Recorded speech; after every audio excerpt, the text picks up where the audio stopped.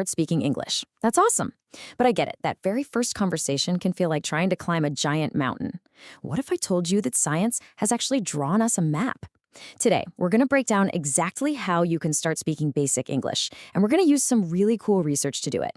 Have you ever been in a situation where you're trying so hard to listen, but it feels like the native speakers are just talking on fast forward?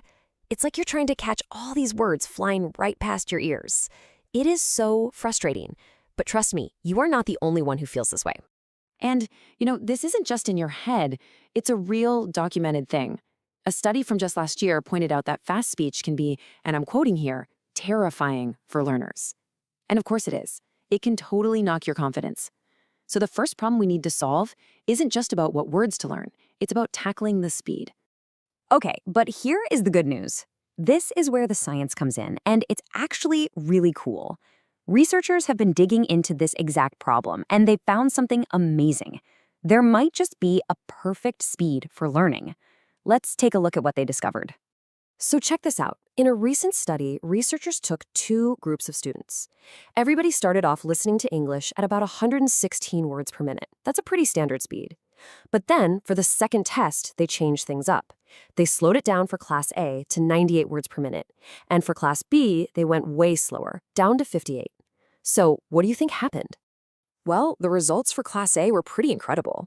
When the speed dropped from that faster 116 down to 98 words per minute, their test scores literally went up. And this wasn't just a small bump. It was a major improvement. It proves that just a slightly slower pace made a huge difference in how much they actually understood. And that brings us to this magic number, 98. 98 words per minute. The research points to this as the sweet spot for comprehension. It's slow enough that your brain has time to catch up and process everything, but it's not so slow that it sounds weird or unnatural.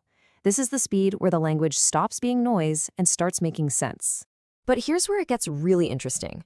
What about the group that listened at a super slow 58 words per minute? Well, their scores didn't really improve. And that tells us something so important. The goal isn't just to be slow.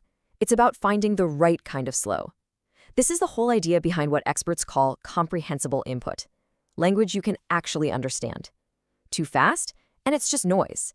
But as it turns out, too slow, and you lose the natural flow. Okay, so we've got our target speed. We know what to listen for in terms of pace. But what words should we be listening for? To build a solid foundation, you've got to start with the right words. That way, the stuff you're hearing actually starts to stick, and you get the tools you need to finally start speaking. Now, don't worry, you do not need to learn every single word in the dictionary. A fantastic place to start is something called the Oxford 3000.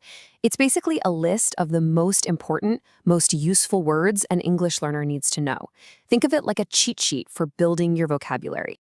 At the very beginning, at the A1 level, you're focusing on your first set of building blocks, words like these. They might look simple, but these are the keys to everything. They let you form basic but really powerful sentences right away. These are the words you're going to hear and use constantly. So, you've got your first handful of words. What's the very first thing you can do with them? Well, the most important social interaction of all, introducing yourself. Let's just break it down into 3 dead simple steps. 1, a greeting. 2, you say your name. And 3, you say where you're from. That's it. Greeting, name, location. Super easy to remember, right? Now, for that first step, the greeting, you've got a couple of good options. Hello is a little more formal, so it's great for work or when you're meeting someone for the very first time. Hi is way more casual, perfect for friends or people around your age.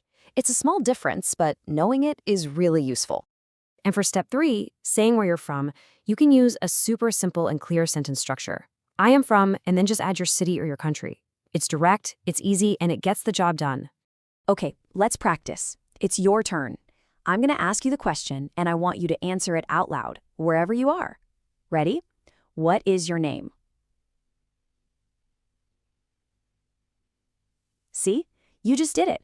You used one of the most important phrases in English. Go ahead and say it again. My name is. All right, now let's see how all these pieces, the simple steps and those core words, come together in a real conversation. And we'll do it at that nice, clear, comprehensible pace. Okay, so let's imagine a conversation. We've got Lisa, and she might start things off by asking a simple question. And here's Tom. He gives a simple, direct answer and adds a friendly nice to meet you. Lisa responds in kind, nice to meet you too, and then she asks the next logical question in any introduction. Tom answers, I'm from Canada. And then he does something absolutely brilliant. He asks, how about you? See that? With that one little question, he turns this from an interview into a real two-way conversation. That's how you keep it going. So let's tie this all up. What's the big takeaway here? The key to learning how to speak is really about learning how to listen in the right way. It all comes down to finding that comprehensible input, stuff you can actually understand. And as the science showed us, that means listening at the right speed, about 98 words per minute, and focusing on those core essential words.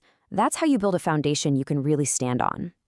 So now, you have it. You have the science on your side, and you have the very first building blocks of a conversation. The only question left is, who are you going to talk to first? Seriously, get out there and give it a try. You've totally got this.